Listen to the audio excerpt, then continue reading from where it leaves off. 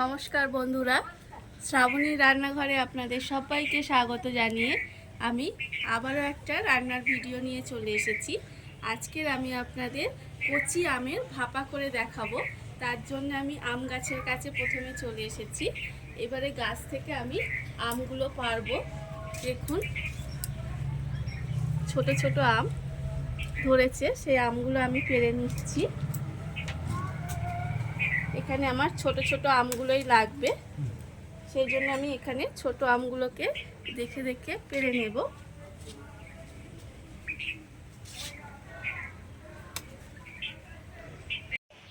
ছোট আমগুলোকে নিয়ে আমি রান্নাঘরে চলে এসেছি। এইবারে আমগুলোকে আমি কেটে নেব। প্রথমে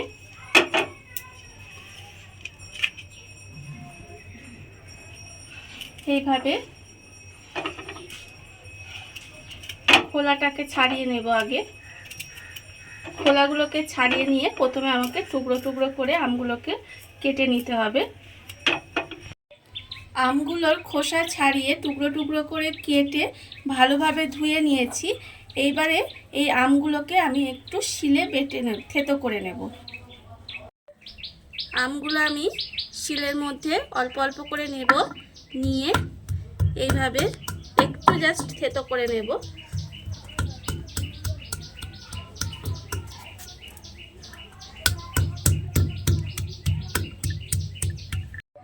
আমগুলোকে আমি এখানে থেতো করে নিয়েছি।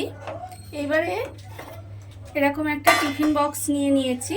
টিফিন বক্সের মধ্যে প্রথমে আমি এই থেতো করা আমগুলো দিয়ে দেব।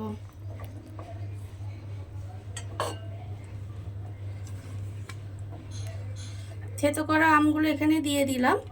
এবারে আমি এর মধ্যে দিয়ে দেব নুন আন্দাজ মতো নুন দিলাম। এবারে দেব চিনি 1 চামচ মতো দিলাম। এবারে আমি এর মধ্যে দেব সর্ষে বাটা। এখানে আমি 1 চামচ কালো সর্ষে আর 1 চামচ সাদা সর্ষে মিশিয়ে বেটে রেখেছি, সেই সর্ষে বাটাটা আমি এর মধ্যে দিয়ে দেব। আর দেব এর মধ্যে কাঁচা লঙ্কা বাটা। এখানে আমি 4টে কাঁচা লঙ্কা বেটে নিয়েছি। আপনারা কতটা ঝাল খাবেন সেটা বুঝে কাঁচা লঙ্কাটা দেবেন। এবার এর মধ্যে দিয়ে দেব কাঁচা সর্ষের তেল।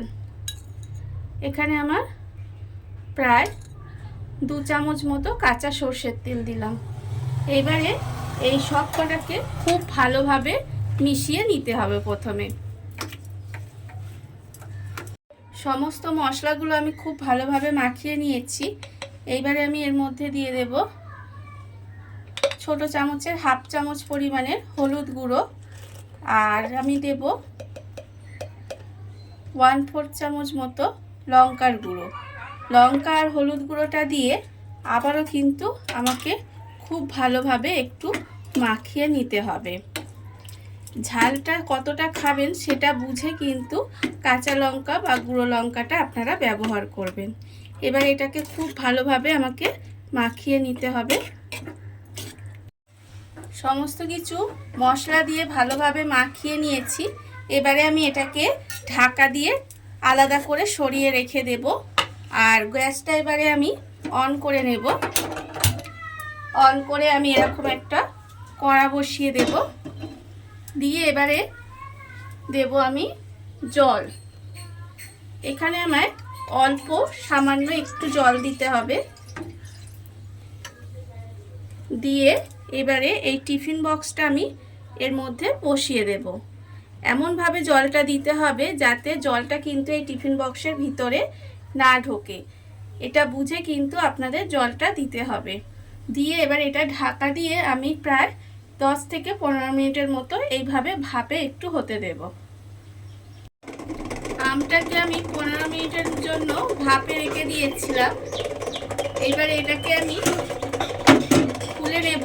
তুলে নিয়ে গ্যাসটা অফ করে ঠান্ডা হতে একটু সময় দেব। আম ভাপাটা তৈরি করে নিয়ে আমি একটু টিফিন বক্সটা ঠান্ডা করে নিয়েছি। এইবারে ঢাকাটা খুলে আপনাদের দেখাবো। দেখুন কেমন হয়েছে। দেখুন আম ভাপাটা কত সুন্দর হয়েছে। এটা দেখতেও যেমন সুন্দর হয়েছে, খেতেও ভীষণ সুন্দর হয়। আর বাড়িতে এটা আপনারা বানাবেন। আর এই ভিডিওটা যদি আপনাদের ভালো লেগে থাকে তাহলে লাইক করবেন, কমেন্ট করবেন আর সাবস্ক্রাইব করবেন আমার চ্যানেলকে। আজ এই পর্যন্ত, নমস্কার।